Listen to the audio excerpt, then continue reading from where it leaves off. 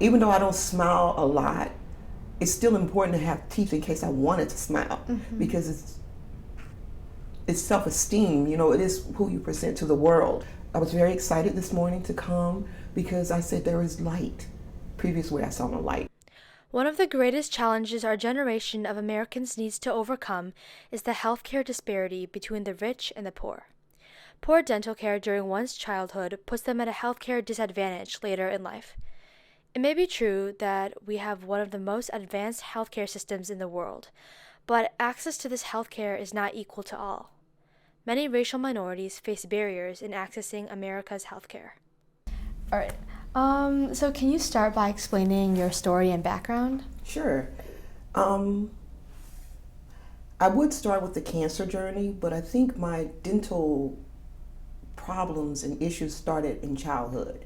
I grew up in Atlanta, Georgia, and we didn't grow up with money. You know, we barely ate, so dental care was not on the list at all. I don't recall ever being taken to the dentist or anything like that. Now, in schools, sometimes they would have dental people come in and check the children's teeth or whatever and give you those little pills that you take and it turn your teeth purple to see where there are issues and stuff. But that's the extent of my dental care.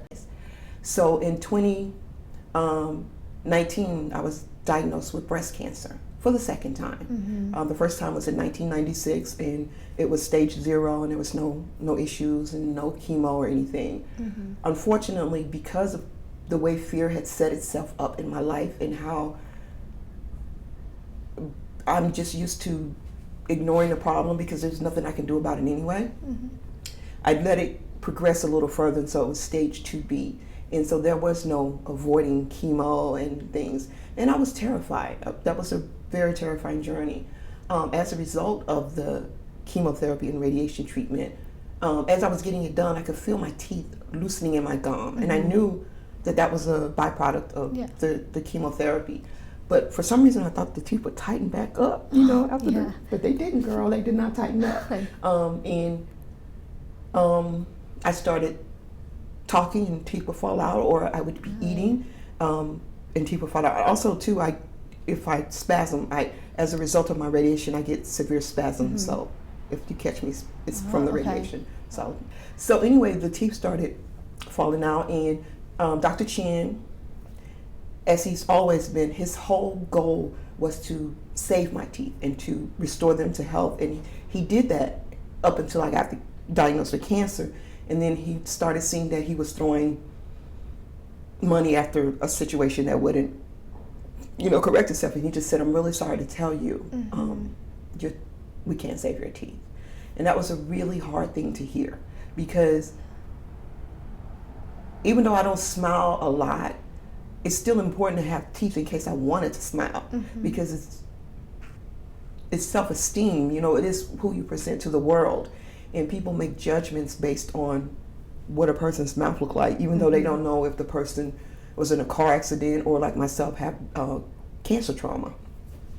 So when he told me that, it was really hard to hear. That is what led me to this moment where I'm faced with all of my teeth having to be removed and being replaced.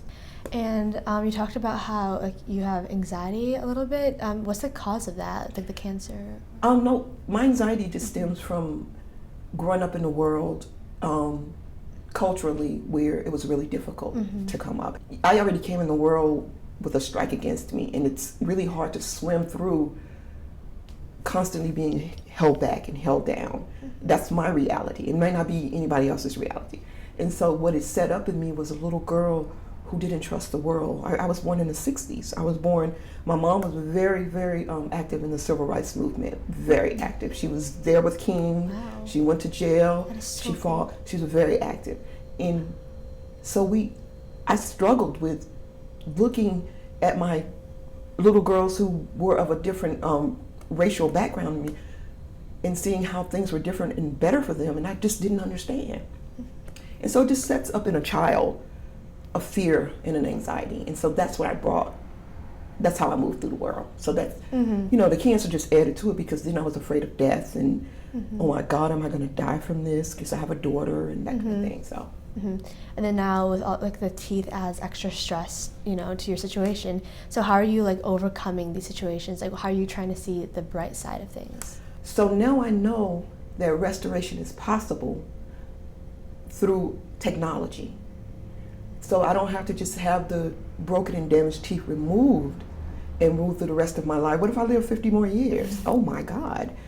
And now I know that there is possibilities. And so it gave me hope. And I started learning how to, also cancer taught me how to stop looking at the negative, and because being negative affects your treatment. They're putting chemo in you. You can't be like, oh my God. So that's how I just shifted my perspective. And I still struggle, I still struggle, but my main goal when I got up, I was very excited this morning to come because I said there is light. Previously I saw no light, so. Yeah, that is beautiful.